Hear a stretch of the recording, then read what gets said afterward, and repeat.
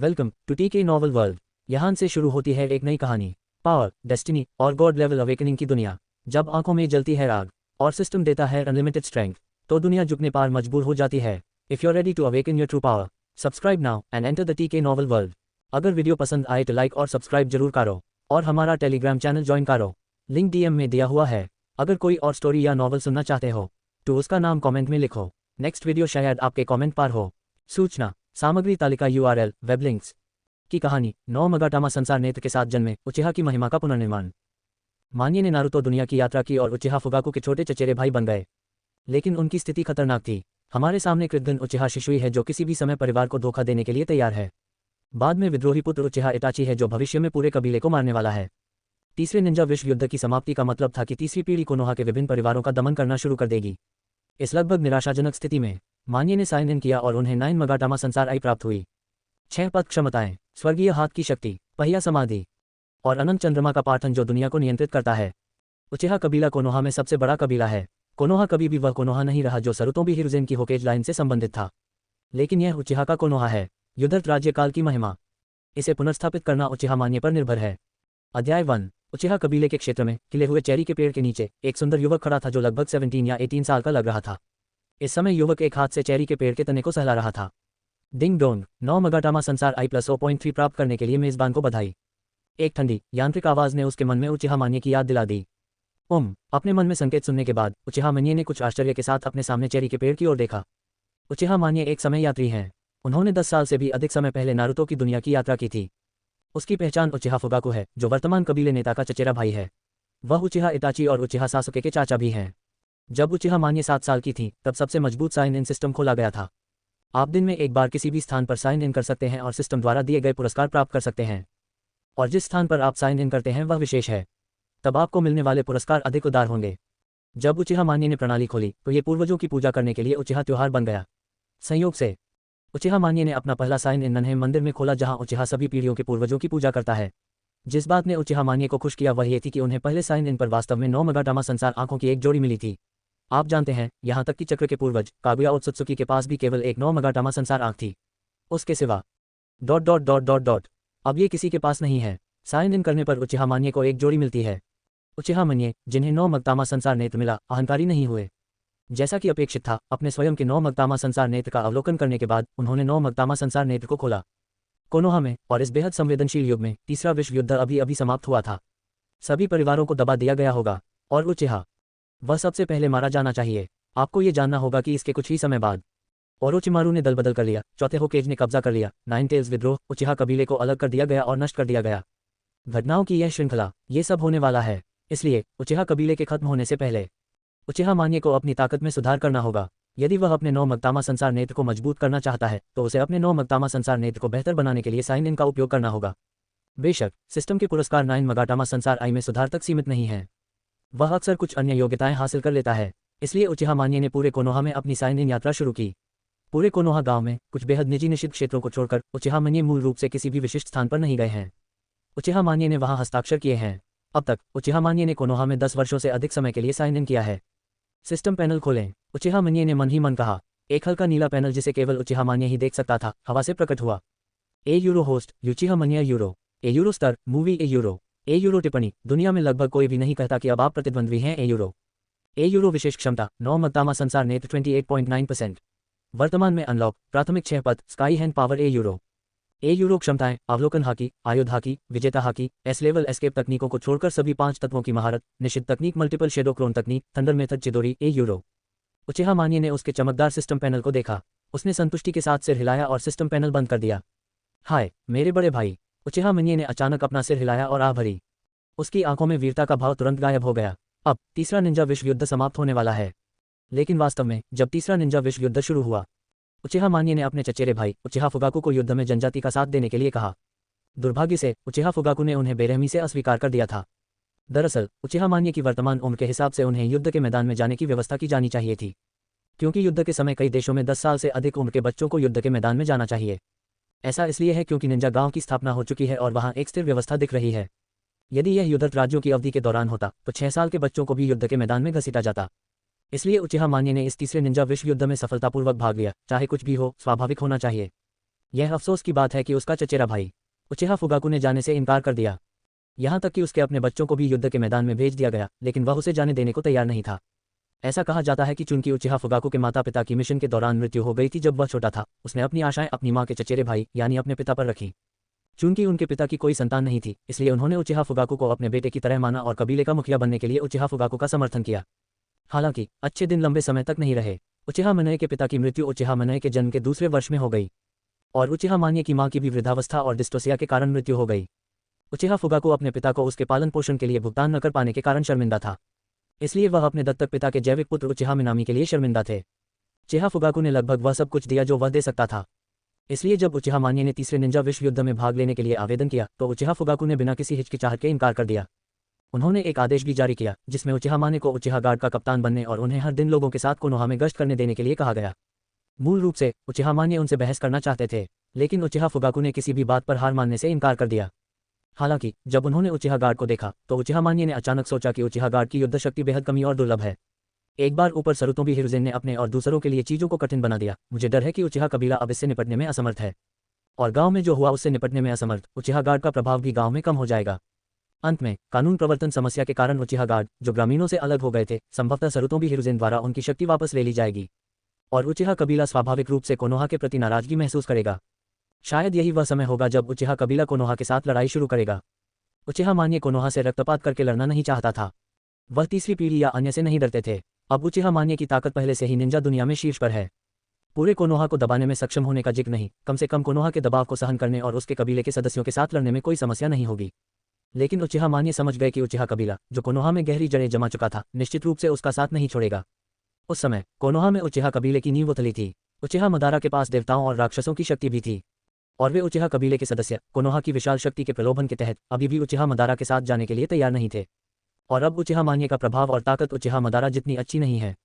उचिहा कबीला कोनोहा के साथ और भी अधिक जुड़ा हुआ था। यदि वह अद्भुत शक्ति के साथ विस्फोट भी कर दे तो भी वह व्यर्थ होगा। जब तक सरुतोबी हिरुज़ेन वास्तविक शक्ति दिखा सकता था, उचिहा कबीले के अधिकांश लोग तुरंत उसके खिलाफ हो जाते। आखिरकार वे पीढ़ियों से कोनोहा में बड़े हुए थे। कोनोहा के साथ उनका रिश्ता बहुत गहरा था। यदि वे हताश नहीं होते तो कोई भी कोनोहा छोड़ने को तैयार नहीं होता। उस समय उचिहा मान्ये ने असहायता से अपना सिर हिलाया और उचिहा फुगाकू का नियुक्ति पत्र स्वीकार कर लिया।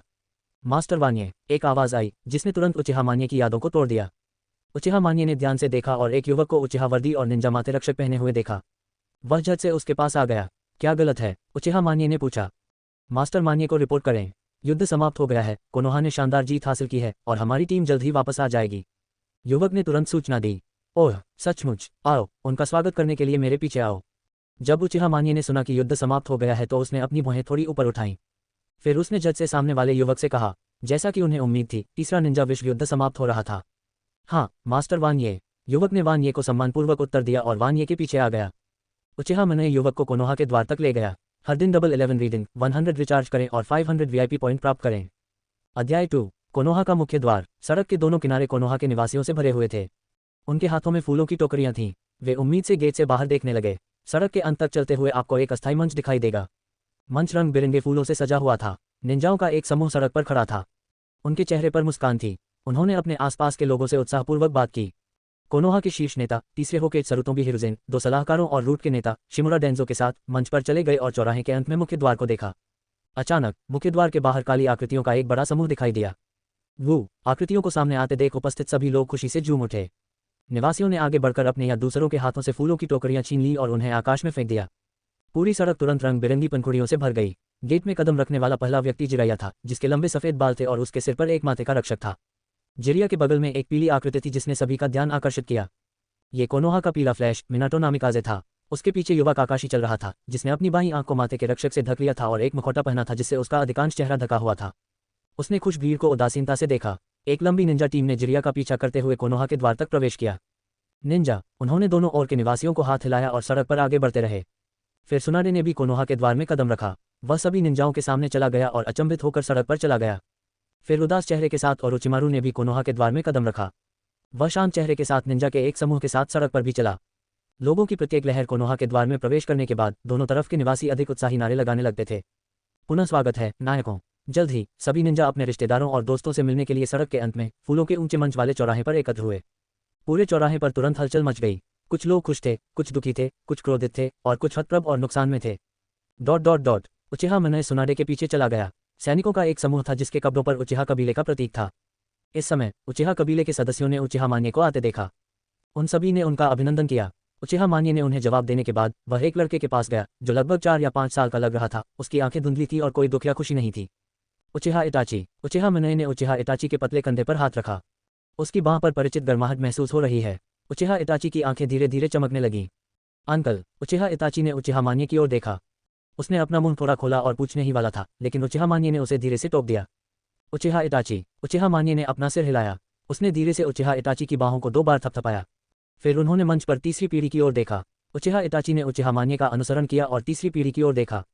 युद्ध समाप्त हो गया है और आप में से प्रत्येक कोनोहा में सर्वश्रेष्ठ निंजा है। सरुतोबी हिरुज़ेन ने दर्शकों में बैठे निंजाओं की ओर देखा और तेज आवाज में कहा। ओह। सरुतोबी हिरुज़ेन के शब्दों ने तुरंत नीचे निंजा को खुश कर दिया। युद्ध क्रूर है। यहाँ की लड़ाई में हमारे अनगिनत हमवतन इस लड़ाई में मारे गए हैं। आइए हम इन 8763 सबसे प्यारे हमवतन लोगों के लिए एक क्षण का मौन रखें। सरुतोबी हिरुज़ेन ने तेज आवाज में कहा। उसने अपने माथे पर लगी होकेज टोपी उतार दी, उसे अपनी छाती के सामने रख लिया, अपना सिर थोड़ा नीचे कर लिया, अपनी आंखें बंद कर ली और अपने शरीर को थोड़ा झुका लिया। तीसरे होकेज के शब्दों को सुनने के बाद नीचे के निंजाओं के दिलों में दुख की भावना महसूस हुई। उन्होंने अपना सिर नीचे कर लिया और थोड़ा झुक गए। उन सभी ने अपने मृत हमवतन लोगों के लिए एक क्षण का मौन रखा। दूर से खुशियां मना रहे ग्रामीणों को कुछ एहसास हुआ। उन्होंने जो कर रहे थे उसे रोक दिया और इस युद्ध में मारे गए सैनिकों के लिए कुछ क्षण का मौन रखना शुरू कर दिया। मैदान पर सन्नाटा था और किसी की भी जोर से सांस लेने की हिम्मत नहीं हो रही थी। धीरे धीरे समय बीतता गया। युद्ध की जीत आपके और उनके द्वारा मिलकर हासिल की गई थी। अब से कृपया उनके साथ मिलकर एक अच्छा जीवन जिएं। सरुतोबी हिरुज़ेन ने भयावह चुप्पी को तोड़ते हुए फिर से बात की। इसके बाद मैं आपसे आपके द्वारा लाई गई शांति में आराम करने के लिए कहता हूँ। सरुतोबी हिरुज़ेन ने कहा। बिना किसी देरी के वह डेंजो और अन्य 2 के साथ जाने के लिए तैयार हो गया। अब लंबे भाषणों का समय नहीं है। सैनिक अब शारीरिक और मानसिक रूप से थक चुके हैं। अगर वह कुछ ज्यादा बोलता रहा तो यह उसके या सैनिकों के लिए अच्छा नहीं होगा। ब्रेनवॉशिंग शैली के लंबे भाषणों को बाद में होने वाली प्रशस्ति बैठक के लिए सहेज कर रखा जाना चाहिए। तीसरी पीढ़ी कदम दर कदम सीढ़ियों से नीचे चली और वह मदद नहीं कर सका, लेकिन अपने दिल में सोचने लगा। उपस्थित निंजाओं का भी पीछे हटने का कुछ इरादा था। आखिरकार वे पहले भी 3 देशों से लगातार लड़ते रहे हैं। यदि उन्होंने यहाँ युद्ध क्षेत्र जीत लिया तो उन्हें तुरंत दूसरे युद्ध क्षेत्र में भागना पड़ सकता है। लगभग हर दिन वे अपने शरीर की सहनशक्ति की सीमा पर थे। हालांकि जब वे इन कुछ दिनों में लौटे तो सभी लोग पहले से ही शांतिपूर्ण नींद फिर से शुरू कर चुके थे। लेकिन बाहर कैंप में यह उनके अपने बड़े बिस्तर जितना आरामदायक कैसे हो सकता है। और उचिहा मान्य ये देखकर सभी के साथ पीछे हटने के लिए तैयार हो गए। इसी समय उचिहा मान्य के सामने अचानक एक शोरगुल भरी चर्चा सामने आ गई। मैं आपको बताता हूँ, इस बार मिस्ट निंजा के साथ लड़ाई में मेरे सरुतोबी कबीले ने कोनोहा में महान योगदान दिया। ईमानदारी से कहूँ तो अगर यह मेरे सरुतोबी कबीले के लिए नहीं होता तो कोनोहा द्वारा मिस्ट निंजा के खिलाफ लड़ने के लिए भेजे गए सैनिक उन्हें कभी हरा नहीं पाते। बाएं मुड़े बाल, साधारण शक्ल और माथे पर सुरक्षा कवच वाला एक युवक जो लगभग 15 या 16 साल का लग रहा था, अपने आसपास के लोगों से लगातार कहता रहा। उचिहा कबीले के बारे में क्या? उचिहा कबीले को इस लड़ाई में बहुत प्रयास करना चाहिए था, है ना? एक निंजा जिसने युद्ध में भाग नहीं लिया, उसने तुरंत असुमा से पूछा। हाँ, उचिहा कबीले का मुख्य युद्ध क्षेत्र जल की भूमि में था, इसलिए उन्होंने बहुत प्रयास किए होंगे, है ना? आसपास के लोग जो नहीं जानते थे कि क्या हो रहा है, उन्होंने भी आवाज उठाई और पूछा। उचिहा कबीला, लाल आंखों वाला कबीला। जब मैं इस कबीले का जिक्र करता हूं तो मुझे गुस्सा आता है। हमारे कोनोहा में ऐसा कबीला कैसे मौजूद हो सकता है? जब असुमा सरुतोबी ने अपने आसपास के लोगों को उचिहा कबीले का जिक्र करते हुए सुना तो उनका चेहरा बेहद तिरस्कारपूर्ण हो गया और उन्होंने गुस्से से कहा, अरे आसुमा, आप ऐसा कैसे कह सकते हैं? उचिहा कबीले ने बहुत सारी युद्ध रिपोर्टें वापस भेजी हैं। क्या आपको लगता है कि उचिहा कबीले को इस तरह से कम आंकना मजेदार है? माथे पर सुरक्षा कवच और सफेद आंखों वाला एक व्यक्ति खड़ा हुआ और कठोर स्वर में असुमा सरुतोबी से पूछा। उचिहा कबीले के सैन्य कारनामे? क्या उन्होंने सिर्फ ढीले सिरे नहीं उठाए? वे हमेशा हमारे सरुतोबी कबीले के पीछे छिपते हैं और एक बार दुश्मन घायल हो जाने पर वे दुश्मन को खत्म करने के लिए आगे बढ़ेंगे। क्या ये सच है? सरुतोबी आसुमा ने तिरस्कारपूर्वक उत्तर दिया। उचिहा मान्य और उचिहा कबीले के सदस्य भीड़ के पीछे थे। उन्होंने सरुतोबी आसुमा की बातें स्पष्ट रूप से सुनी। उचिहा कबीले के सभी सदस्य पीले पड़ गए। डबल 11 पर हर दिन किताबें पढ़ें, 100 रिचार्ज करें और 500 VIP अंक प्राप्त करें। अध्याय 3। आप बकवास कर रहे हैं, मेरा उचिहा कबीला स्पष्ट रूप से ऐसा नहीं है।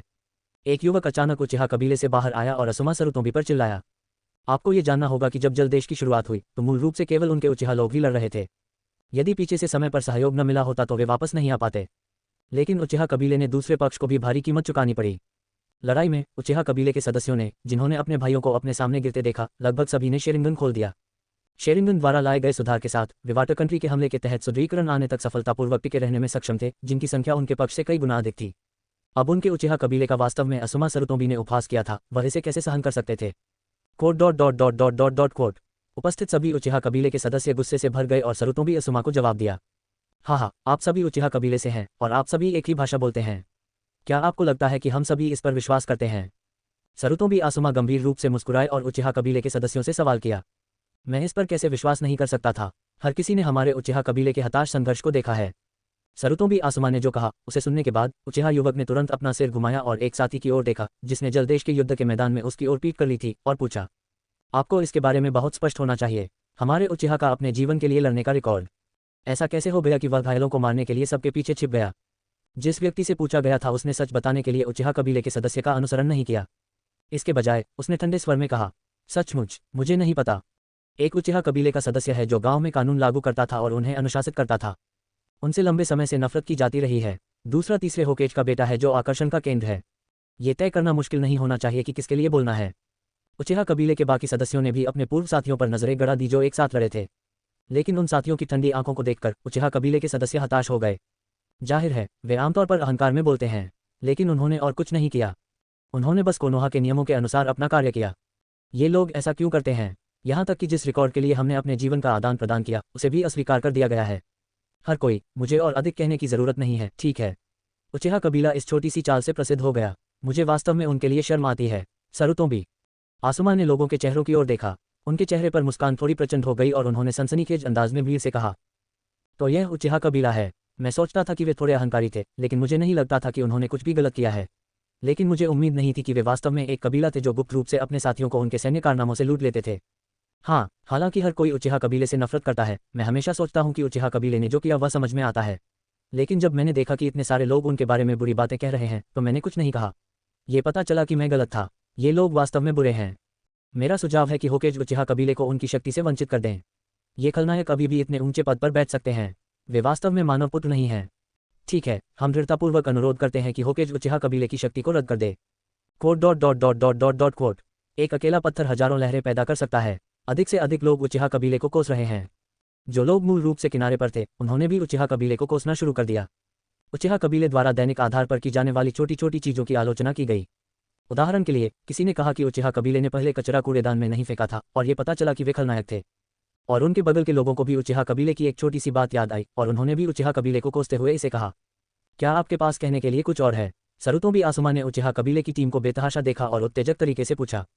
उचिहा कबीले के सदस्यों को केवल अपने सीने में क्रोध की लहर महसूस हुई, लेकिन वे इसे किसी भी कीमत पर उगल नहीं सकते थे। उचिहा मनिये ने ठंडे स्वर में फुसफुसाया, एक कदम उठाया और तुरंत अपने सामने भीड़ को पार करते हुए सरुतोबी आसुमा के पास आ गया। आसुमा सरुतोबी को अपनी आंखों के सामने एक चमक महसूस हुई और उचिहा मानिये उसके सामने आ गई। जैसे ही उसने पूछा, उसने देखा कि उसकी आंखों की पुतलियों में एक सफेद हाथ अचानक बड़ा हो गया है। उसके शरीर के पास प्रतिक्रिया करने का समय नहीं था। एक तेज और स्पष्ट आवाज सुनाई दी। उपस्थित सभी लोग अपनी आंखों के सामने घट रहे दृश्य को देखकर स्तब्ध रह गए। आसुमा सरुतोबी के बाएं गाल पर गहरे लाल थप्पड़ का निशान था। क्रैक, शांत चौराहे पर हड्डियों के मुड़ने की आवाज विशेष रूप से तेज थी। सरुतोबी आसुमा ने अपना सिर घुमाया और उचिहा मानिये पर उंगली उठाई और पूछने ही वाला था। उचिहा मानिये ने उसे फिर थप्पड़ मारा। उसके दाहिने गाल पर लाल हथेली का निशान भी छपा हुआ था। उचिहा मानिये ने अपने हाथ हिलाना बंद नहीं किया। उन्होंने एक बार फिर अपनी दाहिनी हथेली उठाई और सरुतोबी आसुमा पर प्रहार किया। 3 जोरदार तमाचे लगे। सरुतोबी आसुमा का चेहरा अब गहरे लाल हथेली के निशान से ढका हुआ था। वह सूअर के सिर की तरह सूजा हुआ था। उचिहा मानिये नहीं रुके और सरुतोबी आसुमा को फिर से मारने के लिए अपनी हथेली उठाए। धीरे करो। अचानक उधर से चिल्लाने की आवाज आई, लेकिन तब तक बहुत देर हो चुकी थी। उचिहा मानिये की हथेली गिर गई। उचिहा मनिये, क्या तुम मुझे धमका रहे हो? जिस व्यक्ति से सबसे पहले उचिहा कबीले के सदस्यों ने पूछताछ की थी वह खड़ा हुआ और डांटा। उचिहा मानिये ने फिर भी उसे नजरअंदाज कर दिया। सरुतोबी आसुमा के चेहरे पर एक और थप्पड़ मारा गया। I 1/2 यह देखकर कि उन्होंने विफल हो गया, उसने मन ही मन धिक्कारा। वह तुरंत उचिहा मानिये की ओर दौड़ा। आखिरकार सरुतोबी आसुमा तीसरे होकेज का पुत्र था। यदि वह सरुतोबी आसुमा से जुड़ा होता तो क्या वह भी स्तरीय निंजुत्सु नहीं सीख पाता और एक विशिष्ट जैनिन नहीं बन पाता? और उनके भविष्य के बच्चों के पास भी लेवल निंजुत्सु होगा। इस समय उस व्यक्ति को उचिहा मानिये की प्रतिभा के बारे में अफवाहों की परवाह नहीं थी। उचिहा मानिये को ऐसा लग रहा था जैसे उसने उस आदमी को अपनी ओर दौड़ते हुए नहीं देखा हो। उसने अपना हाथ उठाया और सरुतोबी आसुमा पर फिर से झूलने वाला था। रुको! वह आदमी कुछ ही कदम चलकर उचिहा मानिये के पास आया। वह जोर से चिल्लाया और फिर उचिहा मानिये की बाहों को गले लगाने के लिए अपने हाथ बढ़ाए। थप्पड़ अभी भी आसुमा सरुतोबी के चेहरे पर लगा। जिस आदमी ने अभी अभी उचिहा मानिये की बाह पकड़ी थी वह पहले से ही आसमान में था। आकाश का आदमी असमंजस की स्थिति में था। अचानक गुरुत्वाकर्षण का एक बल आया और उसे वास्तविकता में वापस खींच लिया। आकाश में वह आदमी तेजी से नीचे गिर गया। नीचे के लोगों ने देखा कि यह अच्छा नहीं था। वे जल्दी से वहां से चले गए। धमाके! वह आदमी आसमान से भारी मात्रा में गिरा। उसका शरीर जमीन पर पड़ी ईंटों के निकट संपर्क में आ गया। यहाँ क्या हुआ? डबल 11, हर दिन किताबें पढ़ें, 100 टॉप अप करें और 500 वीआईपी कूपन प्राप्त करें। अध्याय 4, यहाँ क्या हुआ? यहाँ इतना बड़ा हंगामा हो गया। स्वाभाविक रूप से इसने सैंडम होकेज और 3 बुजुर्गों को चिंतित कर दिया जो जाने वाले थे। जब सभी ने नवागंतुक को देखा तो उसके लिए रास्ता बनाया। इसके बाद सरुतोबी हिरुज़ेन ने यहाँ की स्थिति देखी। पहली नज़र में सरुतोबी हिरुज़ेन ने उचिहा मान्ये को देखा। सरुतोबी हिरुज़ेन उचिहा मान्ये से बहुत प्रभावित थे। उन्होंने 9 साल की उम्र में शेरिंगन खोला, जिसे उचिहा के इतिहास में एक महान प्रतिभा माना जाता था। उस समय सरुतोबी हिरुज़ेन अपने उपयोग के लिए उचिहा मान्ये को भर्ती करना चाहता था। हालांकि उचिहा मान्ये को उचिहा फुगाकू द्वारा बहुत अच्छी तरह से संरक्षित किया गया था। परिणामस्वरूप सरुतोबी हिरुज़ेन को कभी भी लोगों का ब्रेन वॉश करने का मौका नहीं मिला। ये बात सरुतोबी हिरुज़ेन के दिल में हमेशा एक कांटा रही है। हालांकि केवल 2 चीजें जिन्होंने सरुतोबी हिरुज़ेन को राहत महसूस कराई वे थी, दूसरे वर्ष में उचिहा शिजुई, एक प्रतिभाशाली व्यक्ति जो उचिहा मान्ये से थोड़ा अधिक प्रतिभाशाली था, का उसके द्वारा सफलतापूर्वक ब्रेन वॉश किया गया था। इसके अलावा हाल के वर्षों में उचिहा इटाची फिर से सामने आई है। वह उचिहा के इतिहास में एक दुर्लभ प्रतिभा है। उनमें पहले से ही ब्रेन वॉश करने वाले विचार खुद ही भरने शुरू हो गए हैं। उसे बस बीज के अंकुरित होने का इंतजार करना होगा। ये सोचते हुए जब सरुतोबी हिरुज़ेन ने उचिहा मान्ये की ओर देखा तो उसके चेहरे पर मुस्कान भी आ गई। यहाँ क्या हुआ? सरुतोबी हिरुज़ेन ने सुअर के सिर के सामने खड़े उचिहा मान्ये को देखा और अपने बगल वाले व्यक्ति से पूछा, सर ये। उस आदमी ने तीसरे होकेज को देखा और उससे एक प्रश्न पूछा। वह चौंक गया और उत्तर देने का साहस नहीं कर सका। जब उचिहा मान्ये ने तीसरे होकेज को आते देखा तो उसने सरुतोबी असुमा को थप्पड़ मारना जारी नहीं रखा। इसके बजाय वह पीछे मुड़ा और तीसरे होकेज और उसके बगल के 3 लोगों की ओर देखा। यहाँ क्या हुआ? मिनाटो के साथ सुनाडे, ओरोचिमारू और जिरिया, जो एक साथ निकले थे, ने भी यहाँ की हलचल देखी और वापस भाग गए। उसी समय परिवार के कई प्रत्यक्ष वंशज देखने के लिए यहाँ आए। आसुमा, जिसे दोबारा पीटा नहीं गया था, ने भयभीत होकर उचिहा मान्ये की ओर देखा। वह आंखों में आंसू लेकर तीसरी पीढ़ी की ओर भागा। नौजवान, अधीर मत हो, धीरे से बताओ, यहाँ क्या हुआ? सरुतोबी हिरुज़ेन ने यह नहीं पहचाना कि उसके सामने सुअर जैसा सिर वाला आदमी उसका बेटा था। उसने मजबूर मुस्कान के साथ पूछा, सुअर के सिर वाला सरुतोबी आसुमा अपने होठों को पीटता रहा, लेकिन वह एक भी शब्द नहीं बोल सका। जब सरुतोबी आसुमा को पता चला कि वह आवाज नहीं निकाल सकता तो उसने तुरंत खुद की ओर इशारा किया, फिर उचिहा मान्ये की ओर। फिर उसने अपनी 5 उंगलियां फैलाईं और अपने सूजे हुए चेहरे पर इशारा किया। बच्चे, क्या तुम मूर्ख हो? आप में से कौन सांकेतिक भाषा जानता है? आओ और इस बच्चे की मदद करो। सरुतोबी हिरुज़ेन ने आसुमा की अजीब हरकतें देखी। वह मदद नहीं कर सका लेकिन अनुमान लगाया कि वह बोल नहीं सकता और उसने तुरंत पूछा। सभी ने सिर हिलाया। सुनेडे, क्या आप सांकेतिक भाषा जानते हैं? सरुतोबी हिरुज़ेन ने सुनाडे की ओर देखा और पूछा, सांकेतिक भाषा जैसी शक्तिशाली चीज कौन जानता है? सुनाडे ने सरुतोबी हिरुज़ेन को तुरंत उसकी ओर देखते हुए देखा। वह शिकायत किए बिना नहीं रह सकी। सुनाडे, बहुत बढ़िया। जिरिया तुरंत बाहर कूद गया और चेहरे पर आत्मविश्वास के भाव के साथ सरुतोबी हिरुज़ेन से कहा, शिक्षक, मैं कर सकता हूँ। क्या आप सचमुच जानते हैं कि ये कैसे करना है? सरुतोबी हिरुज़ेन ने कुछ अविश्वास के साथ पूछा। आखिरकार उसने जिरिया को कभी गंभीरता से ये अजीब चीजें सीखते नहीं देखा था। यदि ओरोचिमारू ने कहा कि वह सांकेतिक भाषा जानता है, सरुतोबी हिरुज़ेन तुरंत इस पर विश्वास करने वाले पहले व्यक्ति होंगे। इसे मुझ पर छोड़ दो। मैं, जिराया, 18 वर्षों से सांकेतिक भाषा का अभ्यास कर रहा हूँ, इसलिए इसमें कोई समस्या नहीं होनी चाहिए। जिरिया ने अपनी छाती थपथपाते हुए आश्वासन दिया। तो फिर तुम इसे आजमाओ। अब सांकेतिक भाषा समझने वाला कोई और नहीं था। सरुतोबी हिरुज़ेन के पास जिरिया को प्रयास करने देने के अलावा कोई विकल्प नहीं था। जिरिया 2 कदम चली और सरुतोबी आसुमा के पास आई। You should start quickly. Asuma Sarutobi ने फिर से अपना सिर हिलाया। फिर उसने जिरिया के सामने अपनी हथेली फैला दी। फिर उसने अपनी 5 उंगलियां फैलाईं और तेजी से अपने सूजे हुए दाहिने चेहरे की ओर खींच लिया। फिर उसने जिराया के पीछे उचिहा मान्ये की ओर इशारा किया। हालांकि इस समय आसुमा सरुतोबी के शरीर के तेजी से विस्तार के कारण उनके विद्यार्थियों को ध्यान केंद्रित करने में कुछ समस्याएं हो रही थीं। उन्होंने वास्तव में जिराया की ओर इशारा किया। मुझे। जिरिया ने अचानक सरुतोबी आसुमा की ओर इशारा करते हुए देखा। अजीब हरकतों की अपनी पिछली श्रृंखला के साथ वह गहरी सोच में पड़ने से खुद को नहीं रोक सका। जिरिया की आंखें अचानक चमक उठी। ऐसा लग रहा था जैसे उसने कुछ सोचा हो। हथेली, चेहरा छुओ, मेरी ओर इशारा करो। जिरिया ने 3 प्रमुख कार्यों को एक साथ जोड़ा। मैं समझता हूँ। ये सोचकर जिरिया अचानक उठ खड़ा हुआ और जोर से बोला, जिरिया, तुम क्या समझती हो? क्या तुम हमें जल्दी बता सकती हो? सुनाडे ने उत्सुकता से पूछा। उपस्थित सभी लोगों ने सिर हिलाया। जाहिर है वे भी जानना चाहते थे कि जिराया ने क्या समझा। जिरिया ने अचानक अपनी हथेली उठाई और एक पल में सरुतोबी आसुमा को थप्पड़ मार दिया। पूरे आयोजन स्थल में एक बार फिर तेज और स्पष्ट आवाज गूंज उठी। सरुतोबी आसुमा को तुरंत जमीन पर गिरा दिया गया। जिरिया, तुम क्या कर रही हो? सरुतोबी हिरुज़ेन ने गुस्से से पूछा। मेरे शिक्षक को दोष मत दो, उन्होंने मुझे पीटने के लिए कहा था। उसने पहले अपने हाथ से थप्पड़ मारने का इशारा किया, फिर मेरी तरफ इशारा किया, जिसका मतलब था कि मुझे उसे थप्पड़ मारना चाहिए। जिरिया ने बेबसी से हाथ फैलाया और कहा, जिरिया का स्पष्ट और तार्किक तर्क सुनने के बाद सभी ने अनजाने में सिर हिलाया। जिरिया। सरुतोबी हिरुज़ेन ने गुस्से में जिरिया को डांटा और सुनाडे की ओर देखा। सुनेडे, कृपया उसका इलाज करें। ठीक है। सुनाडे तुरंत सहमत हो गए और सरुतोबी आसुमा के पास आए। ये देखकर कि वह रो रहा था, वह कुछ कहे बिना नहीं रह सकी। दयनीय बच्चा, वान्ये, आओ और मुझे बताओ कि यहाँ क्या हुआ। सरुतोबी हिरुज़ेन ने खुद को थोड़ा गुस्से में दिखने के लिए मजबूर किया, क्योंकि वह आदमी बहुत दुष्ट था। मैंने उसे कई थप्पड़ मारे। उचिहा मान्ये को तीसरी पीढ़ी के रवैये की परवाह नहीं थी। उन्होंने जमीन पर सरुतोबी आसुमा की ओर इशारा किया और हल्के से कहा, क्या तुमने कहा था कि तुमने इस आदमी का सिर इस तरह पीटा है? उचिहा मान्ये का जवाब सुनकर सरुतोबी हिरुज़ेन तुरंत चौंक गए। उसने तुरंत जमीन पर पड़े सूअर के सिर वाले आदमी को देखा जिसका इलाज सुनाडे द्वारा किया जा रहा था। उसने बिना किसी असामान्यता के उचिहा मान्ये की सफ़ेद हथेली को भी देखा और उसके दिल में डर का एक निशान उभर आया। ये किसका बच्चा है? उचिहा मान्ये वास्तव में क्रूर है। उसने उसे इस तरह पीटा। मुझे डर है कि उसके माता पिता भी उसे पहचान न लें। सरुतोबी हिरुज़ेन ने फिर से सूअर जैसे सिर वाले आदमी की ओर देखा और अचानक सोचा कि अगर उसके माता पिता ने यह दृश्य देखा तो वे क्या सोचेंगे।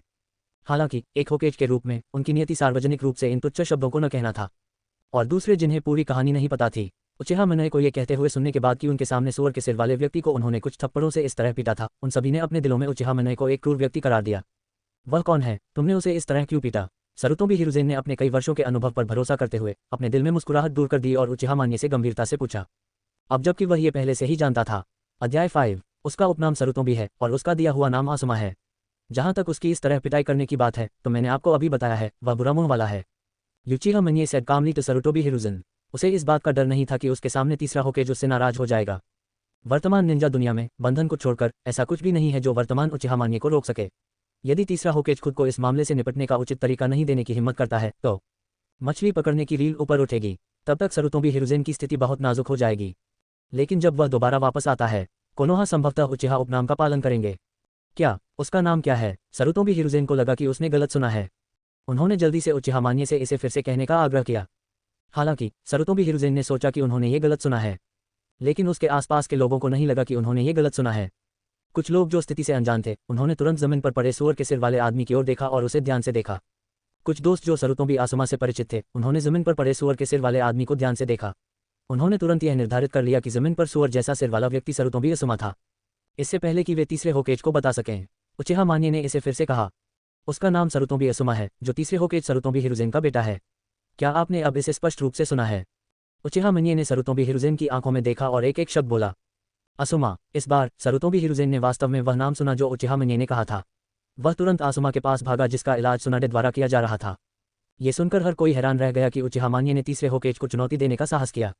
इस समय आसुमा, जिसका चेहरा मूल रूप से सूअर के सिर की तरह वसा से भरा हुआ था, सुनाडे के उपचार के तहत धीरे धीरे कुछ सूजन कम हो गई।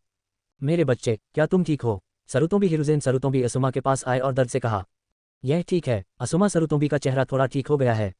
वह पहले से ही धीरे धीरे कुछ शब्द बोल सकता है। ये वास्तव में आसुमा सरुतोबी है। हा हा हा हा। सुनाडे ने आसुमा सरुतोबी और हिरुज़ेन सरुतोबी के बीच पिता पुत्र के रिश्ते को देखा। वह जोर से हंसने से खुद को नहीं रोक सकी। सुनाडे। सरुतोबी हिरुज़ेन ने आसुमा की ओर देखा, जिसकी आंखें आंसुओं से भरी हुई थीं, और तुरंत सुनाडे पर चिल्लाया, ओके ओके, हंसना बंद करो। सुनाडे ने उत्तर दिया। उसने अपनी सांसें रोक ली और अपने सुंदर चेहरे पर एक बड़ा उभार बना लिया। क्या तुम खड़े हो सकते हो, बच्चे? पिताजी आपके लिए न्याय मांगेंगे। सरुतोबी हिरुज़ेन ने चेहरे पर चिंतित भाव के साथ आसुमा को अपनी बाहों में लेकर पूछा। हाँ, सरुतोबी आसुमा ने कुछ शब्द अस्पष्ट रूप से बोले। अच्छा। सरुतोबी हिरुज़ेन ने सरुतोबी आसुमा को अपनी बाहों से मुक्त कर दिया। वह तुरंत खड़ा हुआ और गुस्से में उचिहा मान्ये के पास आया। उसने गुस्से से पूछा, आपने आसुमा सरुतोबी को इस तरह क्यों हराया? क्यों क्यों? हा हा हा हा। सरुतोबी हिरुज़ेन के शब्दों को सुनने के बाद उचिहा मान्ये हंसे। तुम किस बात पर हंस रहे हो? सरुतोबी हिरुज़ेन ने उचिहा मान्ये की ओर देखा जो अचानक हंस पड़ी। उसने भौहें सिकोड़कर पूछा, आप मुझसे पूछते हैं क्यों? क्या आपको अपने विशालकाय बेटे से नहीं पूछना चाहिए? हालांकि उचिहा मान्ये का चेहरा शांत था, उसकी आंखों की पुतलियों में एक लाल लौ जल रही थी। उन्होंने कड़क आवाज में कहा, वह उचिहा मान्ये विशाल बच्चा क्या है? जिरिया ने अपना सिर खुजलाया और अनुचित तरीके से पूछा, केवल शरीर बड़ा हुआ है, चेतना अभी भी शिशु अवस्था में है, और मन हर दिन एक पिता के बारे में सोचता है, न कि एक विशाल बच्चे के बारे में। उचिहा मान्ये ने जिरिया को शब्द दर शब्द उत्तर दिया। अच्छा शब्द, हा हा हा हा। ये समझने के बाद कि विशाल बच्चे का क्या मतलब है, जिरिया अब खुद को रोक नहीं सकी और जोर से हंसने लगी। और उपस्थित सभी लोगों ने सरुतोबी आसुमा को यह शब्द कैसे दिया जाए, इसके बारे में उचिहा मान्ये की व्याख्या सुनने के बाद अपना मुंह बंद कर लिया और सैंडाइम के चेहरे की खातिर जोर से हंसने की हिम्मत नहीं की। जिरिया। सरुतोबी हिरुज़ेन अब खुद को रोक नहीं सका और जिरिया पर दहाड़ने लगा। जिरिया की मुस्कुराहट तुरंत बंद हो गई और फिर उसने तुरंत दोनों हाथों से अपना मुंह ढक लिया। आपने आसुमा के बारे में ऐसा क्यों कहा? सरुतोबी हिरुज़ेन ने अपने बेकाबू गुस्से को दबाया और गुस्से में उचिहा मान्ये से सवाल किया। Double 11 reading everyday fun, top up 100 और 500 वीआईपी पॉइंट प्राप्त करें। अध्याय 6। क्यों? तो फिर मुझे पहले होकेज से पूछने दीजिए। उचिहा मान्ये ने सरुतोबी हिरुज़ेन के गुस्से वाले सवाल को नजरअंदाज कर दिया। वह मंद मंद मुस्कुराया और वापस पूछा, आपके अनमोल बेटे ने इस बार युद्ध के मैदान में वास्तव में क्या किया? तुम सरुतोबी हिरुज़ेन एक पल के लिए अवाक रह गए जब उन्होंने उचिहा मान्य का सवाल सुना। वह ठीक ठीक जानता था कि सरुतोबी आसुमा इस बार युद्ध के मैदान में क्या कर रहा था। सरुतोबी आसुमा को युद्ध के मैदान में अच्छी प्रतिष्ठा दिलाने और भविष्य में उन्हें कोनोहा में एक उच्च पद पर आसीन करने के लिए उन्होंने बहुत प्रयास किए थे। इस बार उन्होंने युद्ध के रसद विभाग में सरुतोबी आसुमा की व्यवस्था की। केवल सरुतोबी आसुमा ही नहीं, उन्होंने अपने सरुतोबी कबीले के अधिकांश सदस्यों को भी रसद विभाग में व्यवस्थित किया। क्योंकि रसद विभाग सबसे कम खतरनाक था, शत्रुतापूर्ण ताकतों के गुप्त हमलों से निपटने के अलावा वे मूल रूप से लड़ाई का सामना नहीं करेंगे। और रसद विभाग में उन्होंने सरुतोबी कबीले के सदस्यों की व्यवस्था की जिनके पास मूल रूप से अच्छी ताकत थी या वे मजबूत प्रतिभा वाले इंसान थे। यदि उन्हें दुश्मन के गुप्त हमलों का सामना करना पड़ा तो मूल रूप से ऐसा कोई परिदृश्य नहीं था जिसका वे सामना नहीं कर सकते थे। और अपने ट्रैक को छुपाने के लिए सरुतोबी हिरुज़ेन रसद विभाग में सरुतोबी कबीले के सभी सदस्यों की व्यवस्था नहीं करेगा। बेहद खराब प्रतिभा और कमजोर ताकत वाले कुछ सरुतोबी कबीले के सदस्यों को सरुतोबी हिरुज़ेन द्वारा विभिन्न युद्ध क्षेत्रों में व्यवस्थित किया जाएगा। इस तरह मूल रूप से हर युद्ध क्षेत्र में सरुतोबी कबीले को उनके साथ लड़ते हुए देखा जाएगा। स्वाभाविक रूप से वे तीसरे होकेज के बारे में नहीं सोचेंगे। सरुतोबी हिरुज़ेन ने अपने कबीले के सदस्यों की सुरक्षा के लिए वास्तव में अपने कबीले के सभी सदस्यों को रसद विभाग में व्यवस्थित किया। और सरुतोबी हिरुज़ेन भी बहुत सतर्क थे, उन्होंने सभी सरुतोबी हिरुज़ेन को एक रसद विभाग में व्यवस्थित नहीं किया। आखिरकार एक टीम उसके सरुतोबी कबीले से भरी हुई है। कुछ लोग गलत इरादे रखते हैं। ... मुझे डर है कि वह कुछ सोचेगा। इसलिए तीसरे होकेज ने न केवल रसद विभाग में अपने स्वयं के कुलों की व्यवस्था की, जो लोग उनके बहुत करीब थे और उनमें कुछ प्रतिभाएं थीं, उन्हें भी रसद विभाग में व्यवस्थित किया जाएगा। और कोनोहा में बहुत सारे लोग थे जो थर्ड होकेज के करीब थे, तो रसद विभाग में ऐसा लगता था कि बहुत सारे थे। विविध ... जो लोग एक दूसरे को नहीं जानते। अन्य लोग स्वाभाविक रूप से ये नहीं देख सकते कि उनके रसद विभाग में कोई असामान्य समस्याएं हैं। आखिर खुद रसद विभाग को भी नहीं पता, ऐसा लगता है कि उनका कोई संबंध नहीं है, लेकिन वे तीसरे होकेज के धागे से निकटता से जुड़े हुए हैं। सरुतोबी आसुमा को रसद विभाग में सबसे मजबूत व्यापक ताकत के साथ व्यवस्थित किया गया था। मूलतः उसे अपनी सुरक्षा पर विचार करने की आवश्यकता नहीं है। कोनोहा के लिए तीसरे निंजा विश्व युद्ध में भाग लेने का गौरवशाली सम्मान पाने के लिए उसे केवल हर दिन बड़ी टीम का अनुसरण करने की आवश्यकता है। ऐसी बातें सरुतोबी हिरुज़ेन ने मूल उपन्यास में पहले ही ऐसा कर दिया था। आसुमा रक्षक बनने के लिए आग की भूमि पर गया, बस एक सुनहरा लुक पाने के लिए। सरुतोबी हिरुज़ेन ने एक क्षण के लिए विचार किया। अचानक उसके मन में एक योजना आई। उन्होंने गंभीर चेहरे के साथ उचिहा मान्य से कहा, हालांकि आसुमा ने इस बार दुश्मन से सीधी टक्कर नहीं ली, वह रसद विभाग में था और सैनिकों तक रसद पहुंचा रहा था, लेकिन वह पूरे युद्ध क्षेत्र के लिए भी काम कर रहा है। आप ये क्यों पूछ रहे हैं? सरुतोबी हिरुज़ेन पर्याप्त मूर्ख नहीं था। उसने झूठ गढ़ा कि सरुतोबी आसुमा उचिहा मान्य को जवाब देने के लिए युद्ध के मैदान में लड़ रहा था। यद्यपि लोग अज्ञानी हैं, फिर भी वे अंधे नहीं हैं। इस तरह की बात लगभग तुरंत ही पता चल जाती है। झूठ को छुपाना और फैलाना व्यर्थ है। हम तीसरे होकेज की बातें सुनने वाले आसपास के लोगों ने भी सिर हिलाया। जाहिर है तीसरे होकेज ने जो कहा उस पर उन सभी को कोई आपत्ति नहीं थी। फिर उनका ध्यान उचिहा मान्य की ओर गया। वह तीसरे होकेज से ऐसा प्रश्न क्यों पूछेगा? अर्थात सरुतोबी आसुमा को आपके द्वारा युद्ध के मैदान पर सबसे सुरक्षित रसद विभाग सौंपा गया था। ये सुनने के बाद उचिहा मान्य ने सरुतोबी हिरुज़ेन से पूछना जारी रखा, बहुत तुमने जो कहा वह गलत है। हालांकि आसुमा रसद विभाग में है, लेकिन इसकी व्यवस्था मेरे द्वारा नहीं की गई थी। उचिहा मान्य ने जो कहा उसे सुनने के बाद सरुतोबी हिरुज़ेन को तुरंत एहसास हुआ कि उनके शब्दों में कुछ गड़बड़ है और उन्होंने तुरंत उसे डांटा। यदि ग्रामीणों को लगता है कि उन्होंने जानबूझकर सरुतोबी आसुमा को खतरनाक रसद विभाग में नियुक्त किया है, तो वे भविष्य में खुद को होकेज के रूप में कैसे देखेंगे? ठीक है, तो कृपया श्री होकेज से पूछें, क्या आसुमा सरुतोबी ने कभी इस लड़ाई में किसी दुश्मन से लड़ाई की और एक बार घायल हो गए? उचिहा मान्य ने सरुतोबी हिरुज़ेन की डांट पर ध्यान दिए बिना फिर से पूछा, मुझे इस बारे में नहीं पता।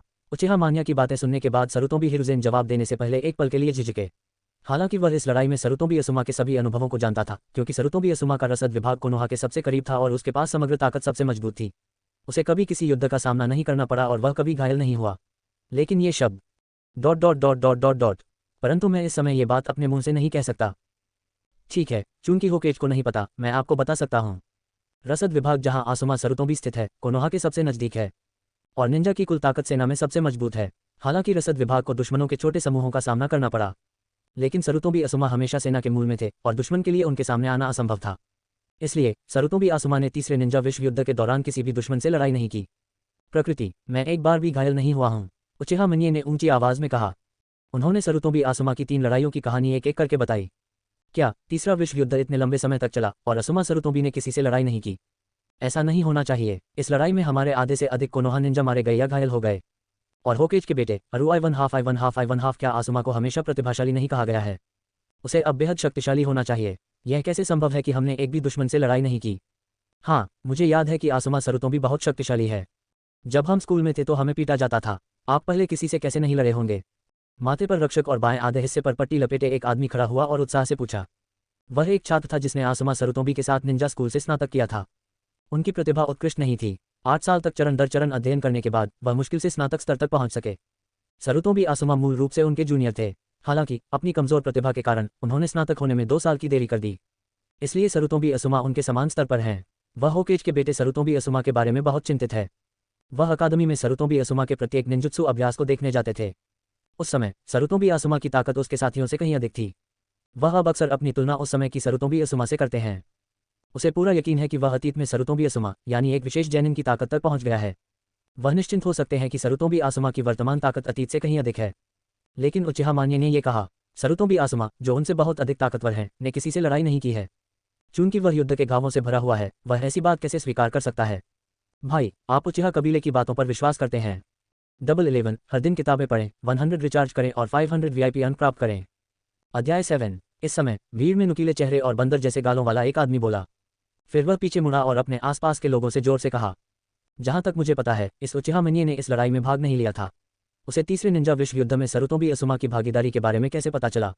पहली नज़र में यह बकवास है। वैसे तीसरे विश्व युद्ध के दौरान उचिहा मान्य वास्तव में गांव में थे। इसी समय भीड़ में से किसी ने खड़े होकर कहा, उन्होंने तीसरे निंजा विश्व युद्ध में भाग नहीं लिया। इसके बजाय वह रखवाली के लिए गांव में रुका। स्वाभाविक रूप से वह जानता था कि उचिहा मनिये इस अवधि के दौरान गांव में था और उसने तीसरे निंजा विश्व युद्ध में भाग नहीं लिया था। कोट, इसलिए मुझे लगता है कि यह व्यक्ति हमारे और होकेज के बीच कलह पैदा करने के लिए सिर्फ कहानियां बना रहा है। यह निश्चित है कि इस व्यक्ति ने बिना किसी सबूत के आसुमा सरुतोबी को इस तरह बदनाम किया। यह बिल्कुल अक्षम्य है। ओह, मैंने अभी उसका शांत स्वभाव देखा। ये लगभग पूरा हो चुका था। सौभाग्य से कोई मेरी मदद के लिए आया। उचिहा मनिये, आप आसुमा सरुतोबी को इस तरह बदनाम क्यों करते हैं? कोट। लोग धीरे धीरे उचिहा मान्य की निंदा करने लगे। जब सरुतोबी हिरुजेन ने मछली पकड़ने वाली रील को अपनी ओर गिरते देखा तो उसने राहत की सांस ली। वह अच्छी तरह से जानता था कि उचिहा मान्य ने अभी जो कहा वह सब सच था। हालांकि उसे नहीं पता था कि उसे इस बारे में कैसे पता चला, ये देखने के बाद कि हर कोई आसुमा के बारे में बात करना शुरू कर देता है। सरुतोबी हिरुजेन को अभी भी उसके पीछे थोड़ी ठंडक महसूस हो रही थी। अब देखते ही देखते एक शख्स की बात से हर कोई उनके पक्ष में बोलने लगा। सरुतोबी हिरुजेन ने उस व्यक्ति की ओर कृतज्ञता से देखा। सरुतोबी हिरुजेन ने अपनी खुशी को अपने दिल में ही रखा और चुपचाप उचिहा मान्य को देखा जिस पर मछली पकड़ने की रील से हमला किया गया था। हर किसी की मछली पकड़ने की रीलों के हमले के तहत उचिहा मान्य का चेहरा बिल्कुल नहीं बदला। उसी समय 12 या 13 साल की एक खूबसूरत लड़की धीरे धीरे भीड़ से निकलकर उचिहा मान्य के पास आई। होकेज समा, मनिये सेंसी, कुरेनाई ने उचिहा मान्य और सरुतोबी हिरुजेन को बधाई दी। होन, तुम यहाँ क्या कर रहे हो? सरुतोबी हिरुजेन ने अपने सामने लड़की की ओर देखा और गंभीरता से पूछा। शिक्षक मान्य, मैं ही वह व्यक्ति था जिसने शिक्षक मान्य को यह सब बताया था, इसलिए मुझे खड़ा होना होगा और उनके लिए इसे साबित करना होगा। जियांगहोंग ने अपने सामने भव्य सरुतोबी हिरुजेन को देखा। बिना किसी डर के उसने स्पष्ट और मधुर स्वर में उत्तर दिया। जब सरुतोबी हिरुजेन ने यूही कुरेनाई का उत्तर सुना तो वह भौचक्का रह गया। होन, इस समय सरुतोबी आसुमा, जो अपनी आधी से अधिक चोटों से उबर चुका था, दौड़कर आया और तेजी से चिल्लाया। असुमा सरुतोबी, मैंने तुमसे कितनी बार कहा है कि मुझे होन मत कहो। मेरा नाम कुरेनाई यूही है। कुरेनाई अपने चेहरे पर कुछ टूटे हुए लाल हथेली के निशान के साथ आसुमा सरुतोबी को देख रहा है। यूही मदद नहीं कर सका लेकिन गुस्से में चिल्लाया। उसकी आंखों में घृणा स्वतः स्पष्ट थी। कुरेनाई यूही को इससे बेहद घृणा थी। असुमा सरुतोबी, जो देखने में लगभग 20 साल की लगती थी लेकिन थी केवल 15 साल की। उसका चेहरा चाचा जैसा था, लेकिन वह उसे हर दिन एक बच्चे की तरह परेशान करता था। कुरेनाई यूही के कारण असुमा सरुतोबी को नुकसान हुआ। होकेज सामा, जब मैं लॉजिस्टिक्स विभाग में था तो असुमा सरुतोबी अक्सर मुझे परेशान करते थे, जिससे मैं बहुत परेशान था। उस समय मैं समय समय पर शिक्षक मान्य को पत्र भेजता था, जिसमें उन्हें सेना में अपनी कुछ परेशानियों के बारे में बताता था और आसुमा के बारे में कुछ बातें भी बताता था। यूही कुरेनाई ने आसुमा सरुतोबी को नजरअंदाज कर दिया और सरुतोबी हिरुजेन को रिपोर्ट करना जारी रखा। जब यूही कुरेनाई निंजा स्कूल में थी तब उचिहा मान्य ने उसे बहुत मदद की। उस समय यूही कुरेनाई हमेशा सम्मानपूर्वक उचिहा मान्य को शिक्षक कहकर बुलाते थे। दोनों के बीच रिश्ता हमेशा बेहद करीबी रहा है। जब भी यूही कुरेनाई रसद विभाग में होती थी और असुमा सरुतोबी के उत्पीड़न या युद्ध से परेशान होती थी तो वह अपने खाली समय में उचिहा मान्य को एक पत्र भेजती थी। जाहिर है उचिहा मान्य को इस वजह से इसके बारे में पता चला, इसलिए यूही कुरेनाई उचिहा मान्य का बचाव करने के लिए खड़े हुए। असुमा, क्या कुरेनाई ने जो कहा वह सच है? सरुतोबी हिरुजेन ने भौहें सिकोड़कर जानबूझकर पूछा। इस समय सरुतोबी हिरुजेन शाप देना चाहता था। यदि आसुमा ने कुरेनाई को अपने साथ एक टीम में रखने के लिए उनसे विनती नहीं की होती तो ऐसा नहीं होता। हाँ, ये सच है। अपने पिता की बातें सुनने के बाद सरुतोबी आसुमा को होश आ गया। उसने डरते डरते उत्तर दिया, ठीक है उचिहा मान्य, आप सही हैं। आसुमा को इस युद्ध में लड़ने का मौका नहीं मिला, लेकिन वह अभी भी कोनोहा के युद्ध में योगदान दे रहा है और यह आपके लिए उससे लड़ने का कोई कारण नहीं है। सरुतोबी हिरुजेन ने तुरंत एक जवाबी उपाय के बारे में सोचा और उचिहा मान्य से पूछा। अब सबसे महत्वपूर्ण बात यह है कि लोगों को ये न सोचने दे कि वह एक होकेज के रूप में युद्ध में अपने परिवार की रक्षा कर रहा है। यदि कोई सरुतोंबी असुमा की पंक्ति का अनुसरण करता है और इसे सरुतोंबी कबीले के सदस्यों के साथ जोड़ता है जिसे उसने विभिन्न रसद विभागों में व्यवस्थित किया है, तो स्थिति खराब होगी। इसलिए सरुतोंबी हिरुज़ेन ने तुरंत विषय बदल दिया और उचिहा मान्य पर उंगली उठाए। तीसरी पीढ़ी के शब्दों ने भी उपस्थित अधिकांश लोगों के संदेह को सफलतापूर्वक दूर कर दिया। उन सभी ने अपना ध्यान उचिहा मान्य पर केंद्रित किया। ठीक है, फिर मैं मिस्टर होकेज से पूछना चाहूंगा, एक व्यक्ति जिसने इस युद्ध में खून की एक बूंद भी नहीं बहाई है और एक पल के लिए भी युद्ध नहीं किया है, क्या वह उन योद्धाओं का अपमान करने के योग्य है जिन्होंने कोनोहा के लिए खूनी लड़ाई लड़ी? उचिहा मान्य की आवाज़ अचानक उठी, सवाल करते हुए। नहीं, सरुतोंबी हिरुज़ेन ने तुरंत उत्तर दिया। इस समय गांव के लगभग सभी निंजा उसे घूर रहे थे। ऐसे सवाल पर कोई झिझक नहीं हो सकती। फिर मैं आपसे पूछता हूं, लॉर्ड होकेज, क्या एक योद्धा का अपमान करने वाले दुष्ट को थप्पड़ मारना गलत है? यह सही है, सरुतोंबी हिरुज़ेन ने बिना किसी हिचकिचाहट के उत्तर दिया। अब पूरा गांव उसके रुख पर नजर रख रहा था। सरुतोंबी हिरुज़ेन उचिहा मान्य के ऐसे प्रश्न को कैसे नजरअंदाज कर सकते थे? लेकिन लगभग उसी समय जब उसने उत्तर दिया, उसका चेहरा अचानक बदसूरत हो गया। क्या आप कह रहे हैं कि आसमान ने उन सैनिकों का अपमान किया जो अग्रिम पंक्ति में लड़ रहे थे? ए यूरोपियस, कृपया मुझे फूल दो, कृपया मुझे मासिक टिकट दें, कृपया मुझसे अपडेट करने का आग्रह करें, कृपया मुझे पुरस्कार दें। लेखक प्रतिदिन 7 से अधिक अध्याय अद्यतन करता है। मैंने आज 20 अध्याय तैयार किए हैं। जब तक डेटा बढ़ता रहेगा मैं अपडेट करता रहूंगा। ए यूरो ड्रैगन बोट फेस्टिवल के दौरान पढ़ना। 100 रिचार्ज करें और 500 वीआईपी अंक प्राप्त करें। अध्याय 8। यह सही है, अभी अभी सरुतोंबी आसुमा ये कहते हुए काले और सफ़ेद हो गए कि हमारा उचिहा कबीला लाल आंखों वाला कबीला था, और कहा कि हमारे उचिहा कबीले में अनगिनत लोग हताहत हुए और उन्होंने महान योगदान दिया, लेकिन उन्होंने कहा कि वे सिर्फ घायलों को मार रहे थे। चोरी का काम। उचिहा मान्य यहीं रुक गए। उसने 2 बार व्यंग्य किया। सरुतोंबी हिरुज़ेन को घूरते हुए, जिसका चेहरा लगातार बदसूरत होता जा रहा था, वह जारी रहा। उन योद्धाओं की तुलना करना जो पूरी ताकत से लड़े थे, उनकी तुलना बीमारों से करना, और अपने जीवन की कीमत पर अर्जित गुणों की तुलना चोरी से करना। मैं उसे 2 थप्पड़ क्यों नहीं मार सकता? उचिहा मान्य के बोलते ही सरुतोंबी हिरुज़ेन की अभिव्यक्ति धीरे धीरे बदल गई। असुमा, क्या उचिहा मान्य ने जो कहा वह सच है? सरुतोंबी हिरुज़ेन ने अपना गुस्सा दबा दिया। उसने अपने दांतों के बीच से कुछ शब्द निकाले और सरुतोंबी असुमा से पूछा, पिताजी, होकेज, इस उचिहा मान्य ने जो कहा वह गलत है। मैंने कभी भी उचिहा कबीले का अपमान नहीं किया है। सरुतोंबी आसुमा ने नाराजगी की दृष्टि से उत्तर दिया। इस समय सरुतोंबी आसुमा को नहीं लगा कि वह बिल्कुल भी गलत है। जब वह रसद विभाग में थे तो सरुतोंबी कबीले का एक सदस्य घायल हो गया था और जलदेश के युद्ध के मैदान में रसद विभाग में वापस चला गया था। उसने एक बार उसे बताया था कि उचिहा कबीला कितना दुष्ट और बेशर्म था। सरुतोंबी कबीले के सदस्य ने जो कहा वह पूरी तरह झूठ नहीं था। लगभग 10 में से 9 झूठे थे, लेकिन यह ठीक इसलिए था क्योंकि उन्होंने सत्य के इस एक बिंदु की खोज की और झूठ के अन्य 9 बिंदुओं की खोज नहीं की। सरुतोंबी हिरुज़ेन ने हमेशा अपने शब्दों को एक मानदंड के रूप में माना। इसीलिए आज उचिहा वंश का उपहास उड़ाने की घटना घटी। चुप रहो। सरुतोंबी हिरुज़ेन ने अपने बेटे की परवाह किए बिना उसे डांटा। यदि ये शब्द अन्य समय में जनजाति में कहे जाते, सरुतोंबी आसुमा ने उन्हें कहा होगा, लेकिन अब ये बात पूरे गांव के सामने कही गई। एक बार इस तरह के शब्द कहे जाने पर कुछ ग्रामीणों को निश्चित रूप से नाराजगी महसूस होगी। इस समय कुछ लोग जिन्होंने ये नहीं देखा था कि अभी क्या हुआ था, सरुतोंबी आसुमा ने जो कहा था उसे सुनने के बाद उनके चेहरे तुरंत बदसूरत हो गए। भले ही वे उचिहा कबीले के सामान्य स्वभाव से नफरत करते हों, ये सच है कि उचिहा कबीले ने कोनोहा के लिए सख्त लड़ाई लड़ी। अब होकेज के पुत्र द्वारा उनकी निंदा की गई। वे थोड़ा दुखी हुए बिना नहीं रह सके। उचिहा मनय, अगर सरुतोंबी आसुमा वास्तव में ऐसा करता है तो आप सही हैं। सरुतोंबी हिरुज़ेन बेहद दुखी दिख रहे थे, लेकिन उसे शांत रहने का नाटक करना पड़ा। ही आस्क्ड उचिहा मान्य सीरियसली, इससे पहले कि उचिहा मान्य उत्तर दे सकें। सरुतोंबी आसुमा अचानक बोली, होकेज, मैंने उचिहा कबीले का अपमान नहीं किया, न ही मैंने उचिहा कबीले की सैन्य उपलब्धियों का अपमान किया। सरुतोंबी आसुमा को अचानक एक योजना सूझी, यानी कि अभी उसके आसपास के सभी लोग उससे बातें कर रहे थे। चूंकि अब मैदान पर ऐसे और भी लोग जमा हो गए हैं जो सच्चाई नहीं जानते हैं, जब तक वे लोग पहले की तरह ही अपने किए को छिपाते रहेंगे, तब तक उचिहा मान्य के शब्दों का खंडन किया जाएगा। जिन लोगों ने पूरी प्रक्रिया देखी उनमें से अधिकांश लोग सरुतोंबी आसुमा के शब्दों को सुनकर बदसूरत लग रहे थे। हर कोई, क्या सरुतोंबी आसुमा ने जो कहा वह गलत है? सरुतोंबी हिरुज़ेन ने भौहें चढ़ा दी। उसने चारों ओर देखा और गंभीरता से पूछा, होकेज, मैं गारंटी दे सकता हूं कि आसुमा सरुतोंबी ने अभी उचिहा कबीले का अपमान नहीं किया है। इस समय नुकीले चेहरे और बंदर जैसे गालों वाला आदमी फिर बोला। उस शख्स की बातें सुनने के बाद मामले की जानकारी रखने वाले ज्यादातर लोगों को बेहद असहजता महसूस हुई। हालांकि किसी ने भी खड़े होकर होकेज को अपमानित करने वाला पहला व्यक्ति बनने की हिम्मत नहीं की। कोई भी खड़ा होकर होकेज को अपमानित करने वाला पहला व्यक्ति नहीं बनना चाहता था। हाँ, लॉर्ड होकेज, सरुतोंबी आसुमा ने उचिहा कबीले का बिल्कुल भी अपमान नहीं किया। होकेज, आसुमा सरुतोंबी ने जो कहा वह सच है। कोट। किसी ने भी सबसे पहले खड़े होकर होकेज को अपमानित करने का साहस नहीं किया, लेकिन कुछ लोग खड़े होकर होकेज के बेटे आसुमा सरुतोंबी का बचाव करने को तैयार थे।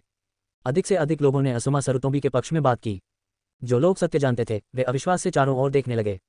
ऐसा लग रहा था कि वे उनसे पूछना चाह रहे थे कि उन्होंने कैसे मिलीभगत की। उन्होंने वास्तव में इतनी शांति से आसुमा सरुतोंबी का बचाव करना शुरू कर दिया। ऐसा नहीं है, ऐसा नहीं है, होकेज सामा। अचानक एक काले मशरूम जैसा सिर वाला लड़का चिल्लाता हुआ भीड़ से बाहर निकला।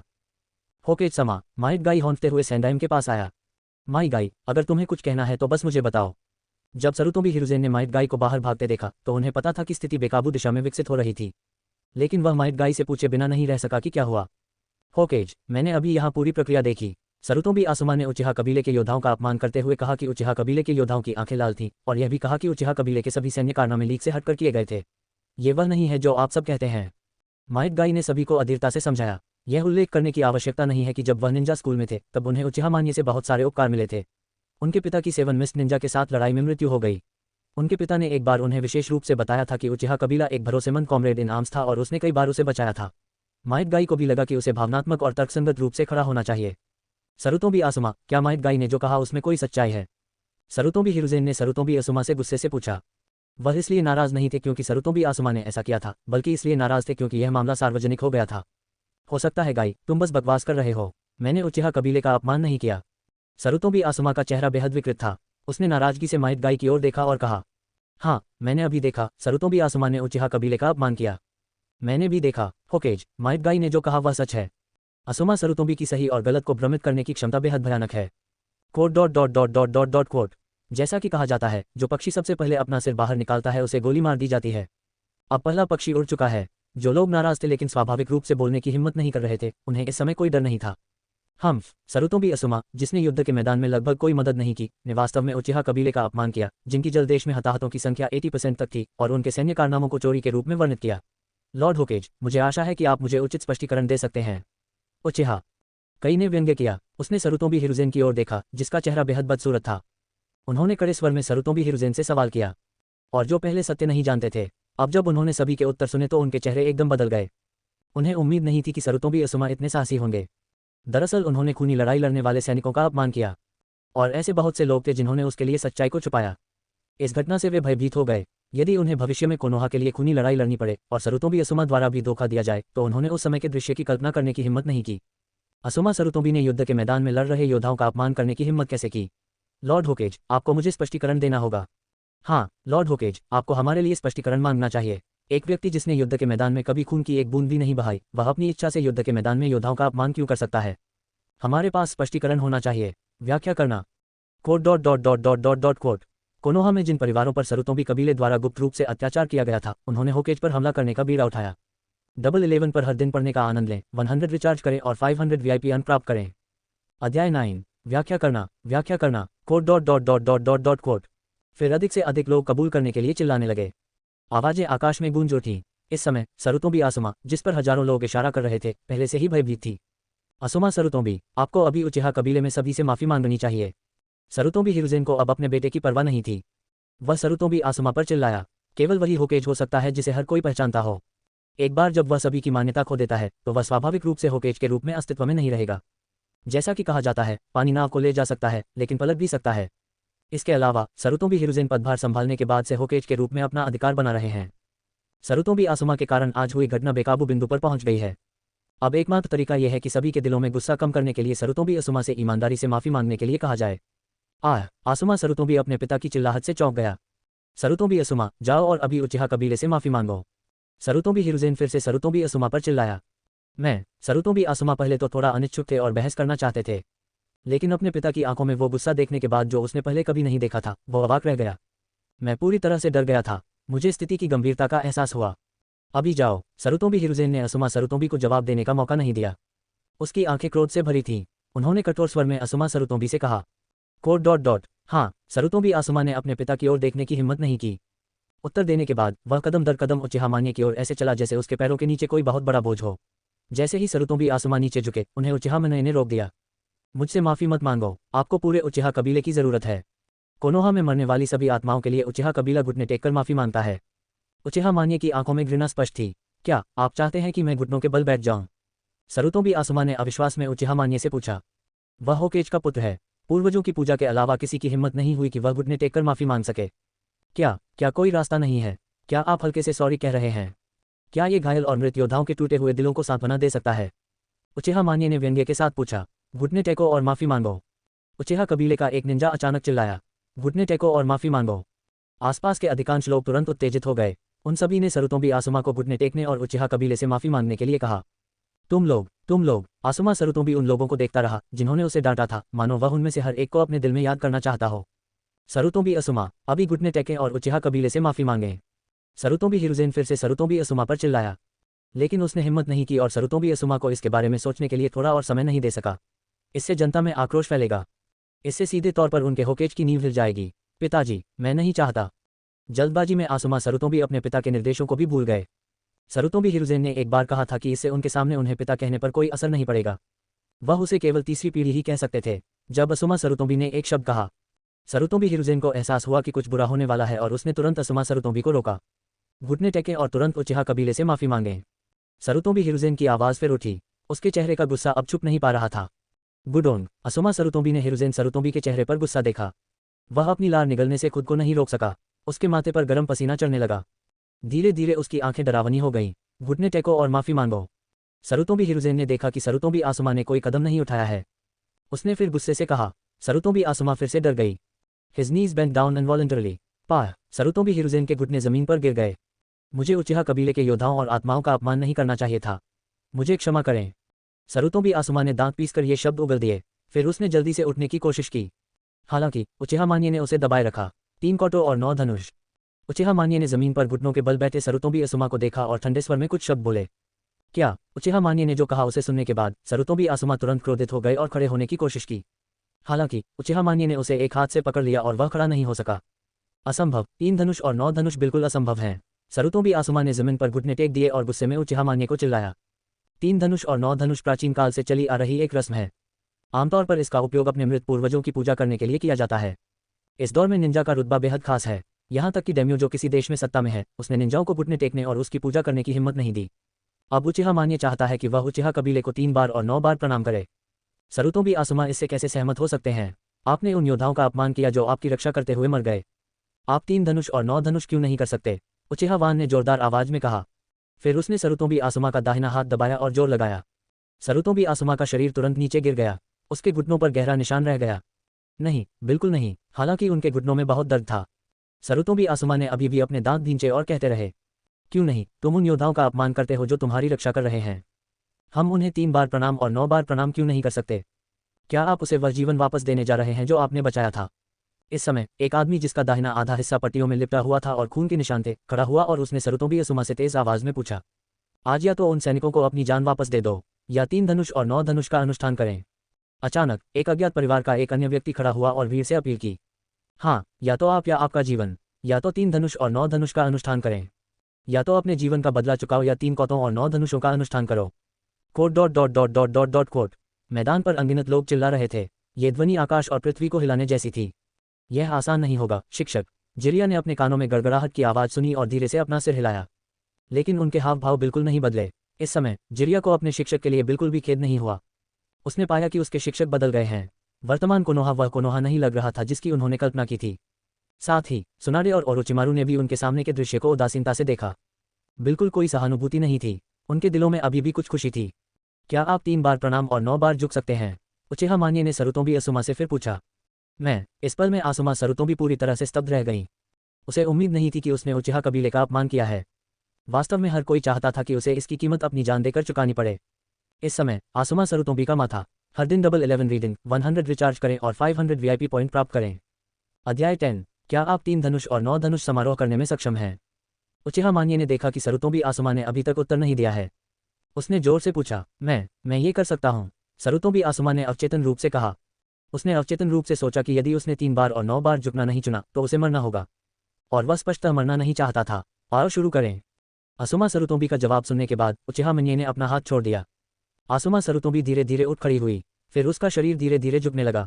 उन्होंने उचिहा कबीले को नमन किया। फिर आसुमा सरुतोबी फिर से खड़ी हो गई। उन्होंने उचिहा कबीले को 2 बार प्रणाम किया।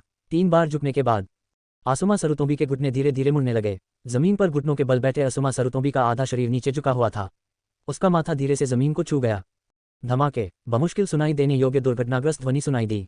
फिर सरुतोबी आसुमा फिर से उठ खड़ी हुई। उन्होंने उचिहा कबीले के लिए यही शिष्टाचार 2 बार दोहराया। सरुतोबी आसुमा ने अपने 3 कोटो और 9 धनुष समाप्त करने के बाद उचिहा मान्य ने उसे सीधा खड़ा होने दिया। लॉर्ड होकेज, यहाँ मामला खत्म हो गया है। हम पहले अपनी छुट्टी लेंगे। उचिहा मान्य ने सरुतोबी हिरुजेन से निर्देश मांगे। जाओ, सब लोग वापस जाओ और आराम करो। सरुतोबी हिरुजेन का चेहरा गुस्से से तमतमा रहा था। लेकिन उसके पास कोई अन्य विकल्प नहीं था, क्योंकि उचिहा मान्य बिल्कुल सही थे। सही समय, सही जगह और सही लोग सभी उसके पक्ष में थे। सरुतोबी हिरुज़ेन ने उदास आंखों से उचिहा मान्य की ओर देखा। ये स्पष्ट था कि तीसरा होकेज। सरुतोबी हिरुज़ेन को पहले से ही याद था कि उचिहा मान्य ने आज क्या किया था। आज्ञाकारी उचिहा वह उचिहा था जो कोनोहा में जीवित रह सकता था। अवज्ञाकारी उचिहा, सरुतोबी हिरुज़ेन के लिए वह दूसरा उचिहा मदारा है। और आज उचिहा मान्य के कठिन प्रदर्शन ने सरुतोबी हिरुज़ेन के मन में अन्य विचार ला दिए हैं। सैंडाइम होकेज के संकेत पर सभी लोग धीरे धीरे तितर-बितर होने लगे। हालांकि आज एक नाम सबको याद आ गया, वह उचिहा मान्य था। इस आदमी ने होकेज के बेटे को बेतहाशा थप्पड़ मारने की हिम्मत की। होकेज ने बच्चे से उससे माफी मांगने को कहा। जो लोग होकेज से नफरत करते थे वे गुप्त रूप से उचिहा मान्य की प्रशंसा करते थे। उचिहा मान्य द्वारा कुरेनेई यूही और माइटगाई को धन्यवाद देने के बाद उन्होंने उचिहा सैनिकों का पीछा किया और अपने कबीले की भूमि पर पहुंचे। रास्ते में उचिहा कबीले के सदस्य थे जिन्होंने उचिहा मान्य के प्रति अपना आभार व्यक्त किया। उचिहा मान्य स्वाभाविक रूप से इस वजह से अहंकारी नहीं बने। उन्होंने बार बार समझाया कि यह सब उनके अपने कारणों से था। यह उनकी वजह से नहीं था कि होकेज के बेटे ने इस तरह माफी मांगी। हालांकि उचिहा कबीले के लोग वास्तव में अपने दिलों में उचिहा मान्य की प्रशंसा करते थे। कबीले का ये सदस्य अंदर से बहुत विनम्र और बाहर से बेहद अहंकारी था। सड़क पर हलचल थी। जल्द ही हर कोई उचिहा कबीले की भूमि पर लौट आया। बिग ब्रदर ने कोनोहा के विजयी समारोह में भाग लेने के लिए टीम का नेतृत्व क्यों नहीं किया? इसके बजाय वह गुप्त रूप से अपने लोगों को कबीले की भूमि पर वापस ले गया। उचिहा मान्य ने अपने बगल वाले व्यक्ति से पूछा, मास्टर वान्य, आप भी जानते हैं कबीले के नेता को तीसरा होकेज देखना पसंद नहीं है, तो वह अपने लोगों को जनजाति में वापस ले आया। तब एक उचिहा ने उसे समझाया, ऐसा लगता है कि सबसे बड़ा भाई वास्तव में तीसरी पीढ़ी से नफरत करता है। वह विजयी समारोह में भी शामिल नहीं हुआ। उचिहा आहें भरने के अलावा कुछ नहीं कर सका। इस समय कुछ ही दूरी पर अचानक कई आकृतियां प्रकट हुईं। वे उचिहा मान्य की ओर भाग रहे थे। जो लोग आए थे उनमें उचिहा फुकियू और कई परिचारक शामिल थे। छोटा भाई, बड़े भाई, उचिहा मान्य और उचिहा फुकियू ने बस एक दूसरे का अभिवादन किया। भाई, क्या तुमने आसुमा सरुतोबी को हराया? यह सही है भाई, तुम्हें ये कैसे पता चला? कोनोहा में अभी भी हमारे लोग तैनात हैं। स्वाभाविक रूप से मुझे इसके बारे में पता है। आप में से बहुत सारे लोग हैं और आपके कार्य धीमे हैं, तो वे आपके बताने से पहले मुझे बताने के लिए वापस आ गए। अच्छा ऐसा है, आपने उचिहा कबीले के लिए न्याय मांगने में बहुत अच्छा काम किया। हमें आप पर गर्व है। उचिहा फुगाकू ने उचिहा मान्य को अंगूठा दिया और मुस्कुराते हुए उसकी प्रशंसा की। तब उचिहा फुकियू ने कुछ शब्दों में उचिहा लोगों को सांत्वना दी। उन्होंने युद्ध के मैदान से लौटे कबीले के लोगों से पहले स्वस्थ होने के लिए अपने घर लौटने को कहा। उन्होंने उनसे ये भी कहा कि प्रशस्ति बैठक में एक एक कर सभी की खूबियां गिनाई जाएंगी। उन्हें ज़्यादा चिंता करने की जरूरत नहीं है और बस आराम करें और ठीक हो जाएं।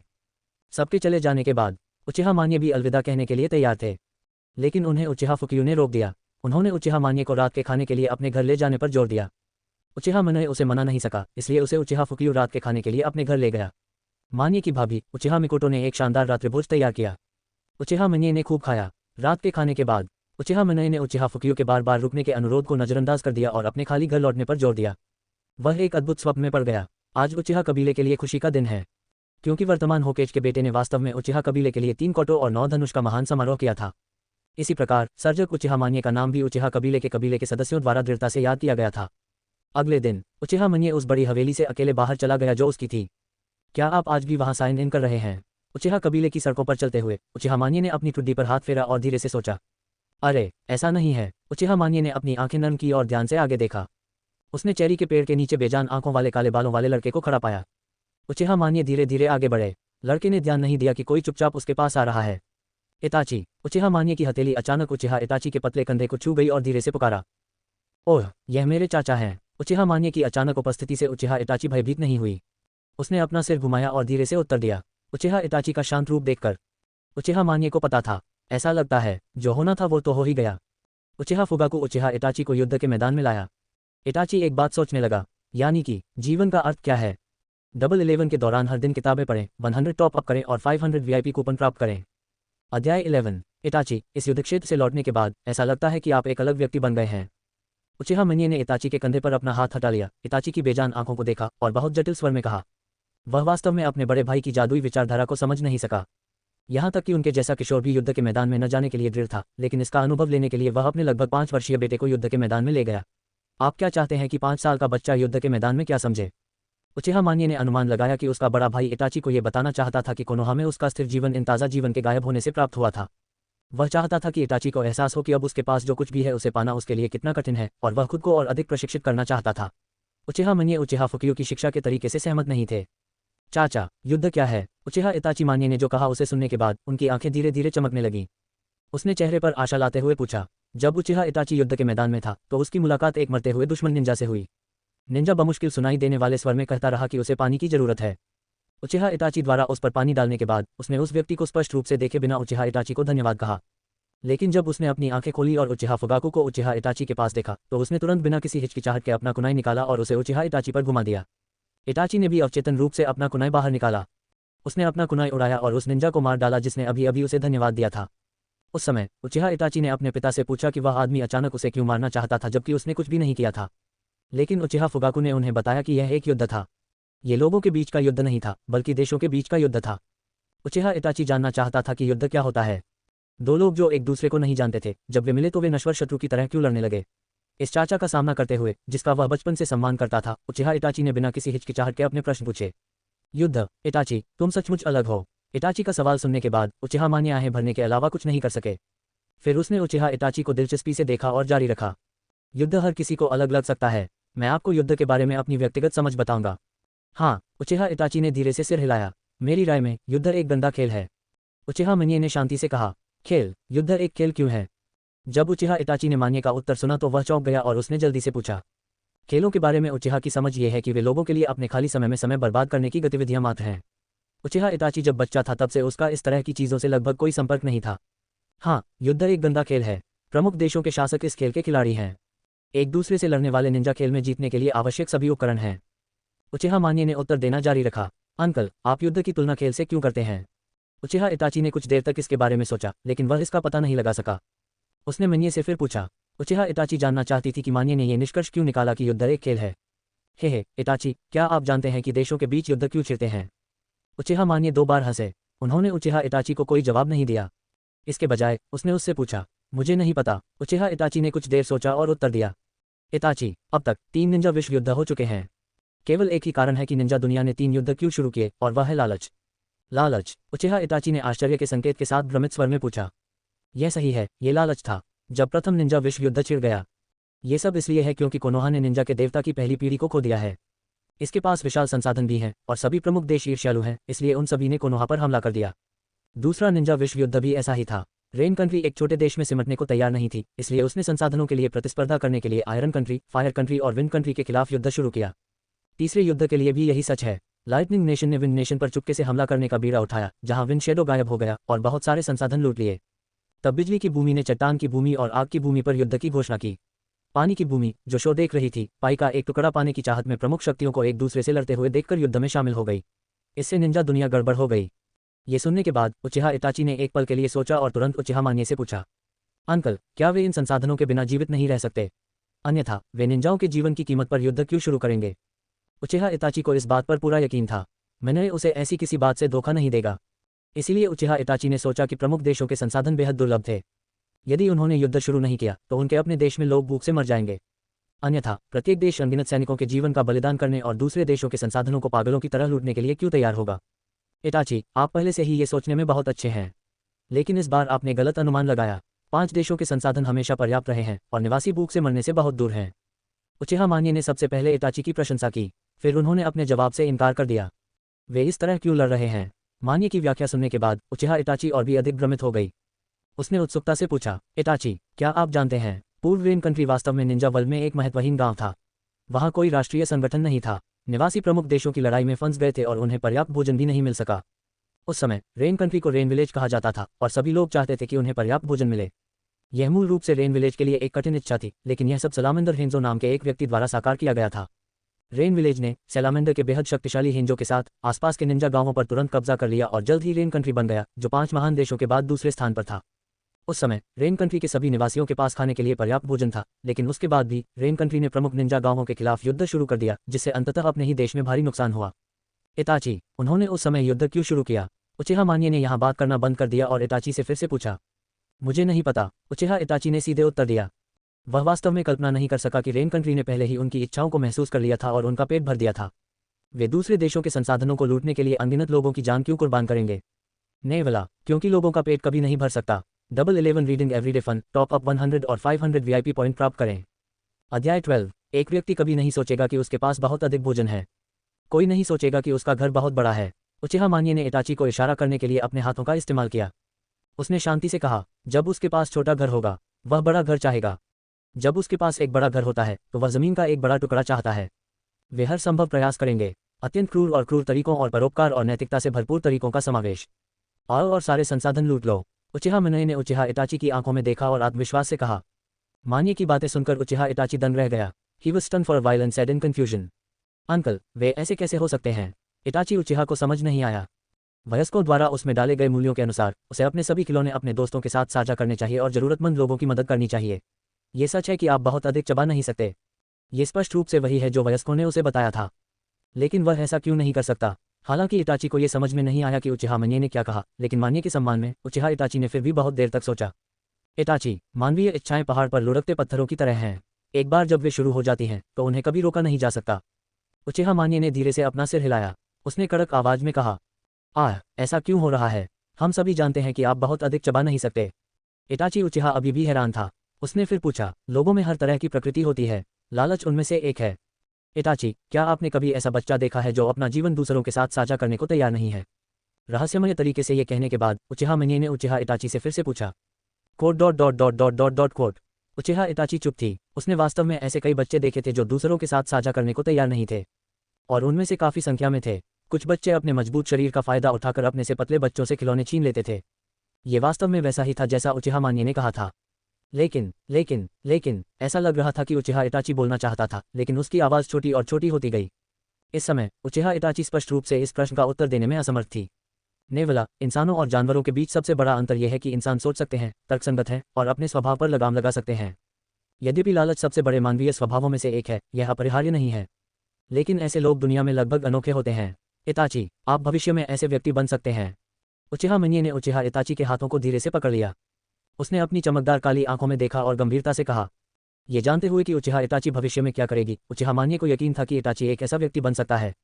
क्या मैं कर सकता हूँ? मानिए की बातें सुनकर उचिहा इताची ने आश्चर्य से अपनी ओर इशारा किया। उसने अविश्वास से कहा, अच्छा, यदि यह इताची है तो कोई समस्या नहीं होनी चाहिए। उचिहा मानिए ने उन हाथों को छोड़ दिया जो उचिहा इताची को पकड़े हुए थे।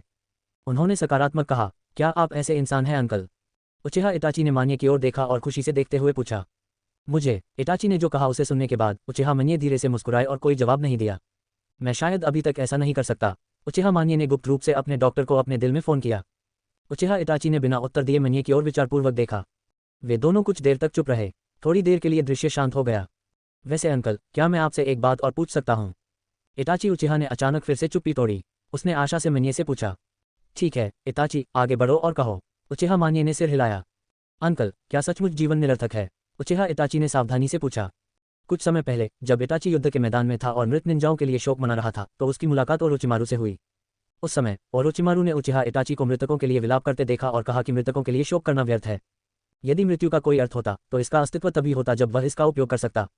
उस समय उचिहा इताची ने उनसे पूछा कि जीवन का अर्थ क्या है, लेकिन ओरोचिमारू ने उससे कहा कि जीवन का कोई अर्थ नहीं है। ये वाक्य प्रसिद्ध 3 निंजाओं के मुंह से आया, जिसने उचिहा इताची को चौंका दिया। इस अवधि के दौरान इटाची इस बारे में सोच रहा था कि क्या जीवन का कोई अर्थ है, लेकिन उन्हें कोई जवाब नहीं मिल सका। उसके मन में एक भयानक विचार भी उठा, वैसे भी जीवन निरर्थक है। इससे तो अच्छा है कि सीधे मर जाऊं और अपनी नियति का जीवन समाप्त कर लूं। यही कारण है कि उचिहा इताची इन दिनों इतना उदासीन हो गया है। लेकिन अब उसके चाचा की बातों ने उसके दिल की एक गांठ सुलझा दी है जिसे वह लंबे समय तक नहीं खोल सका।